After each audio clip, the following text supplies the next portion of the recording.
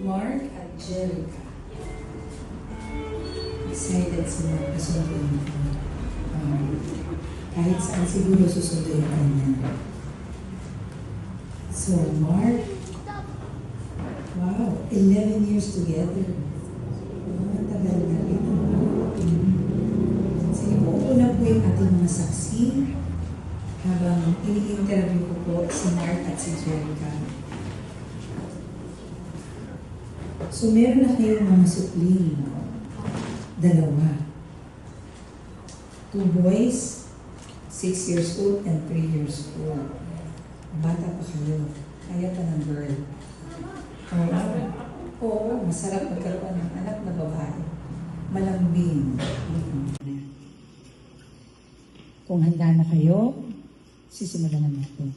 Gandang umaga po sa inyong lahat, sa mga kamag-anak, kaibigan, piling saksi, inyong ninong at ninang, ni Jerica at ni Mark. Tayo po ay pumunta ka ba dito ng pusong loob upang ipag-isang dibdib sa lalaking katabi mo? Mark, pumunta ka ba dito ng pusong loob upang ipag-isang dibdib sa babaeng katabi mo? Opo. Ngayon naman, Mark at Jerica, siguro maganda hawak kayo ng kamay. At kung meron ba kayong vows? Ayan. May wedding vows. Ito po ay ang kanilang sumpaan. Pangako sa isa't isa na galing po sa kanilang puso. Siguro simulan natin kay Mark. Pwede ba, Mark? Ayan. Basahin mo ang iyong pangako para kay Jen.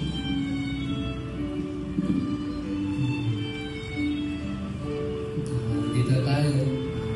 Dumating na rin yung araw na ating pinakahihintay. Kung si Lord talaga ang plano sa buhay mo, ibibigay niya ang para sa iyo. At may bonus pa, binayayaan tayo ng 2 supling. Bago tayo napunta sa bukong ito, napakarami natin pinagdaanan, away, tampukan. Dahil doon, talo tayo pinagtibay at hahanapin ng pagsubok na darating. At tandaan mo, sa hirap man ang ginawa, sa lungkot o saya, sa sakit o sigla, nandito ay hindi ko bibitawan ng iyong mga kamay hanggang sa uling sandali na ang buhay. Salamat, Mark. Jerica, meron ka bang mensahe para kay Mark?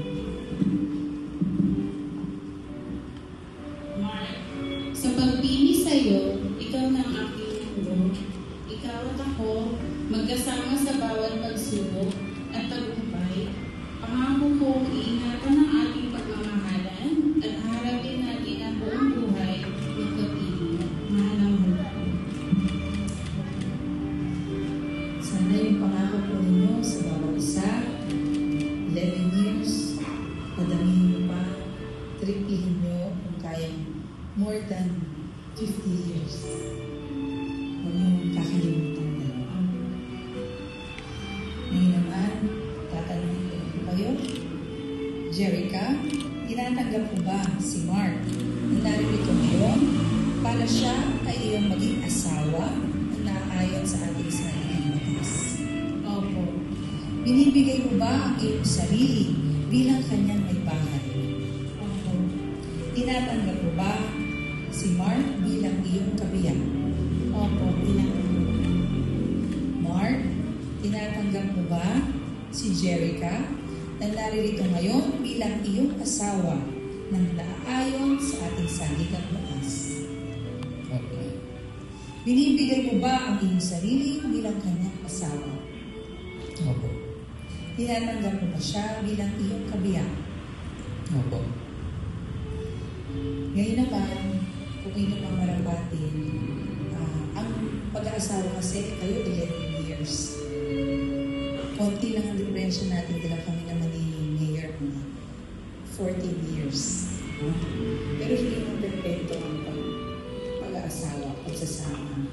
Pero ang dapat natin tandaan, lagi nasa gitna ng relasyon natin ang Panginoon. Lahat ng pagsubok, malalampasan. Basta ganun ang ating gagawin. Kaya kung mamarapatin, meron akong making dasal na gusto kong sabihin. Panginoon, hinihiling namin na kami ay maging isang puso at kaluluwa. Mula ngayon, sa hirap at ginhawa, sa kasaganahan at kahirapan,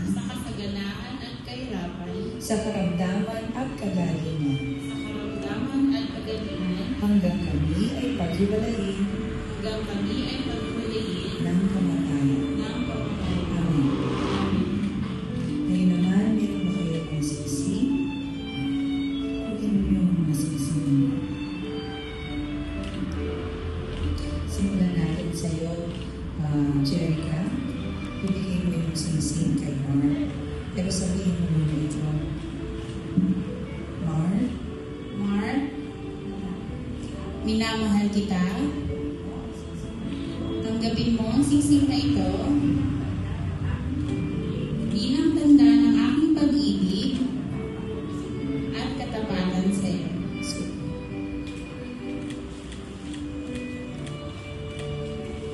Ngayon naman, Mark.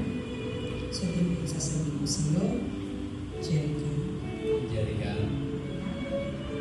minamahal kita. Tanggapin mo ang sisi na ito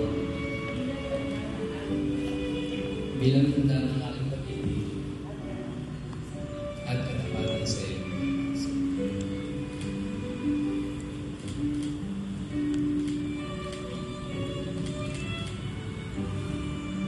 Ngayon naman, pinapag-usapan po natin na tumayo ang mga ninong at ninang bilang magmamahalan at magtutulungan sa lahat ng araw ng inyong buhay.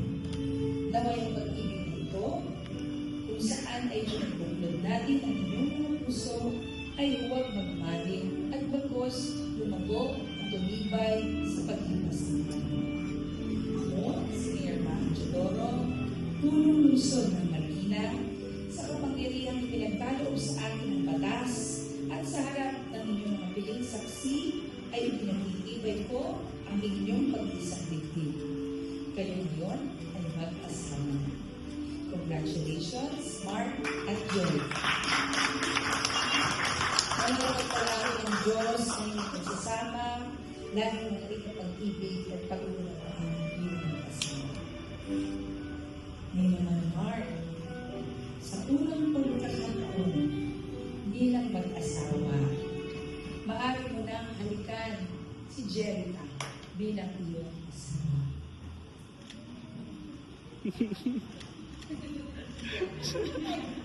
Peace.